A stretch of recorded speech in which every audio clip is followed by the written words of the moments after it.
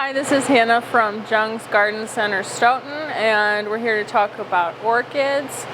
So orchids like a lot of air in their environment. A lot of times they'll come in these plastic clear pots, and there'll be holes in the sides, holes in the bottom. And when you're repotting your orchid, it's really up to you if you want to keep them in the clear plastic pot and just place the whole pot into the ceramic pot, or if you want to take them out of the clear plastic pot when you're potting them. The only benefit really of the clear plastic pot is that you can see how healthy the roots are developing, and you can really monitor that and keep an eye on it, but it's really up to you how you want to pot them.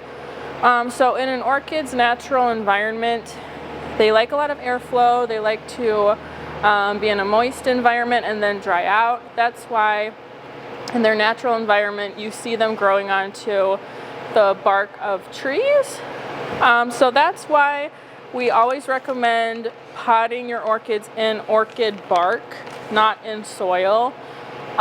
You can also use moss, or I've seen people use terracotta clay pebbles. But yeah, just as long as you have something in the soil that keeps it nice and airy and can moisten and then dry out. You don't want to water your orchid with ice cubes. I know that a lot of people have been told to do that, but orchids are a tropical plant and they don't like to be watered and shocked with a cold ice cube.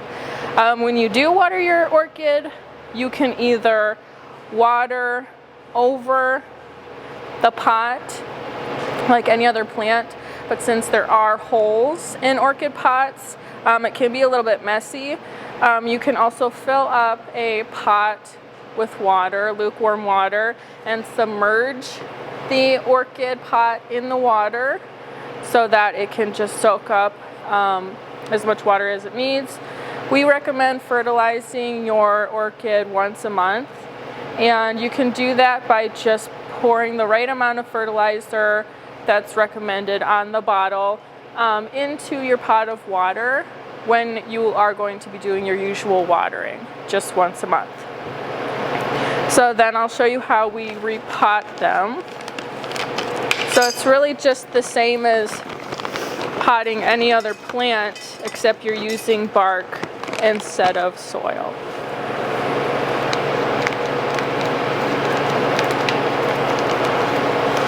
So you'll just loosen up the root system and really pull that guy out of there best you can.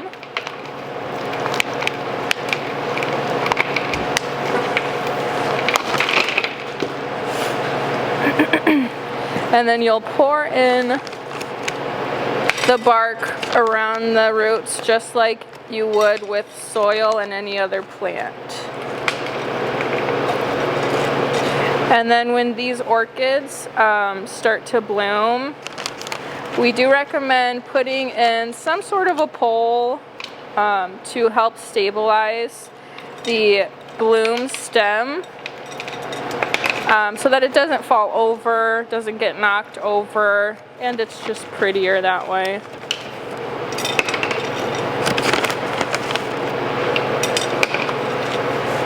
So yeah, we'll just want to make sure it's good and stable in there and it's getting plenty of airflow. Again, my name is Hannah from Stoughton Garden Center, Stoughton. Thanks for watching.